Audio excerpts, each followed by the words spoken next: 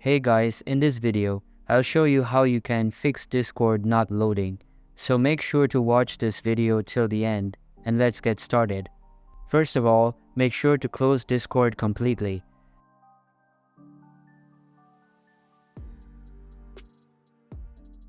After closing the Discord app completely, open Run by pressing Windows key plus R.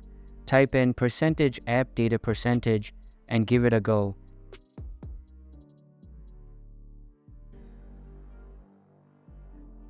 Inside the app data folder, delete Discord folder and try opening the Discord app.